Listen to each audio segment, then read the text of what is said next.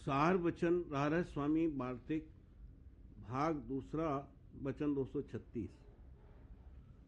जिनको अब नरदेही मिली है और वह सतगुरु का खोज नहीं करते हैं तो वह 84 जावेंगे और फिर नरदेही उनको नहीं मिलेगी।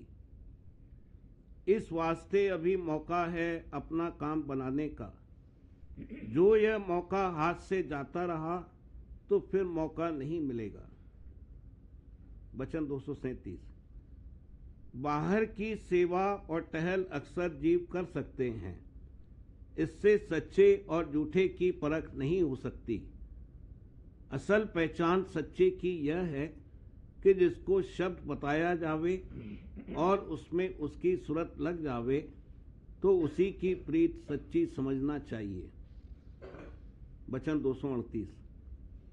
सतगुरु वक्त से किसी मुकाम या सत्यलोक का मांगना नहीं चाहिए।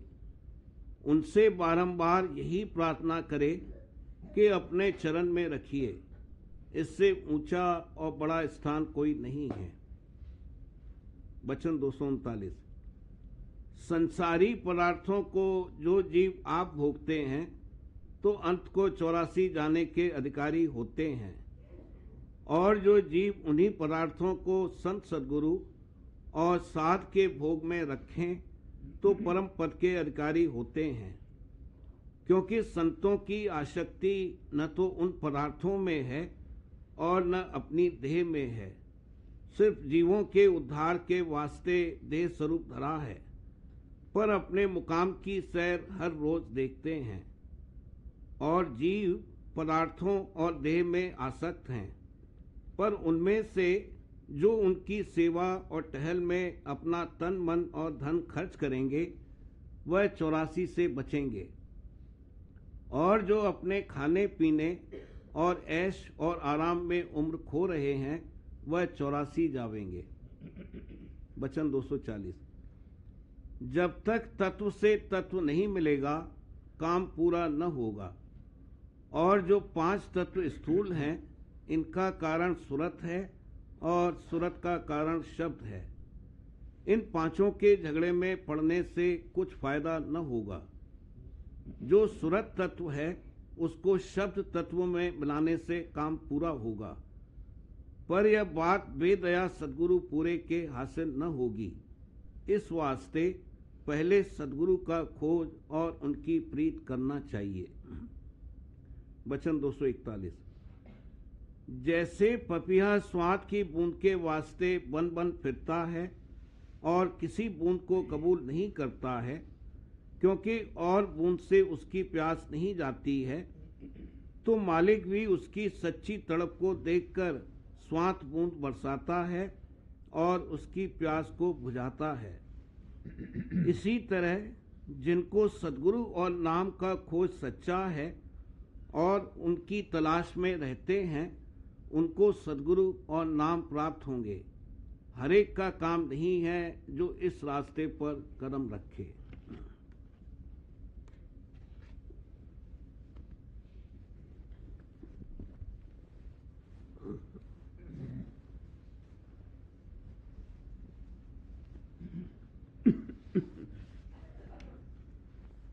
प्रेम पत्र राधा स्वामी, चौथा भाग, सिलसिला वचन 62वां।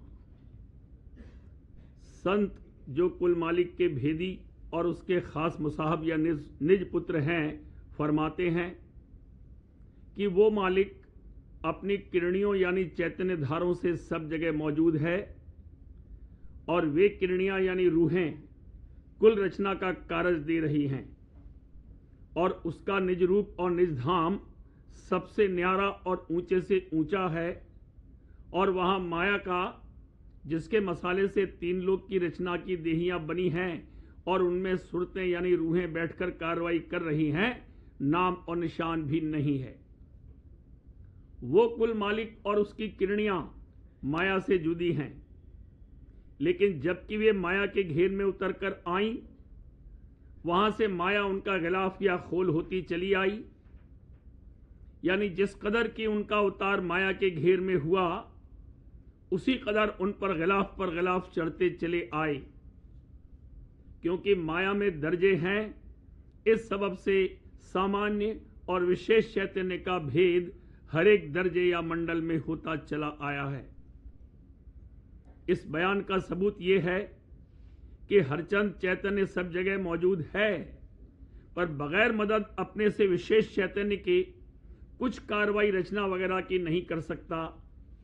जैसे इस लोक का चैतन्य बिदून मदद सूरज की किरणियों के, जो इसका विशेष चैतन्य है, कुछ कार्रवाई, उत्पत्ति और पालन इस देश की रचना की नहीं कर सकता। इसी तरह यह सूरज निरंजन रूपी सूरज के अधीन है और उसके गिर्द मैं अपने तारों के घूम रहा है, और वो सूरज पार ब्रह्म रूपी सूरज के, और ये सत्य पुरुष रूपी सूरज के, और वो कुल मालिक राधा स्वामी दयाल के अधीन है।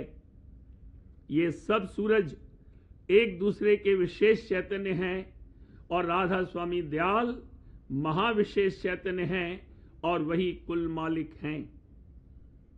अब ख्याल करो कि जो लोग चैतन्य को सर्वव्यापक मानकर चलने चढ़ने को भ्रम कहते हैं, वे किस कदर गलती में पड़े हैं और कितना भारी अपना आकाज कर रहे हैं। इस वास्ते हर एक परमार्थी को चाहिए कि संत सदगुरु की जुगत लेकर अपने घट में चलने और चढ़ने का अभ्यास, इस मतलब से कि एक दिन कुल मालिक के धाम में पहुंचकर उसका दर्शन करे और वहीं बासा पावे, करना मुनासिब और जरूर है, और नहीं तो भारी अकाज होगा। संत सदगुरु ने साफ साफ फरमाया है कि जीव यानी सूरत कुल मालिक राधा स्वामी दयाल की अंश है, और इस बेगाने यानी माया के देश में उतरकर देह और मन और इंद्रियों के साथ भोगों और पदार्थों में बंध गई है। सो जब तक इस देश को छोड़कर अपने निज घर में न पहुंचेगी, तब तक सुखी नहीं होगी, और वास्ते छोड़ने इस देश के सूरत शब्द मार्ग का अभ्यास कराते हैं। शब्द चैतन्य और जान और नूर की धार को कहते हैं। यही कुल का करतार है और इसी के वसीले से कुल रचना का काम चल रहा है। इसी चैतन्य धार पर सूरत पिंड में उतरी है और इसी को पकड़ के अपने घर की तरफ उलट सकती है। इस वास्ते जिस मत में शब्द का भेद और उसके अभ्यास की जुगत नहीं है, वो मत थोथा और खाली है, और चाहे कोई किस्म का अभ्यास अंतर्मुख करे, पर उससे सच्चा और पूरा उद्धार नहीं होगा।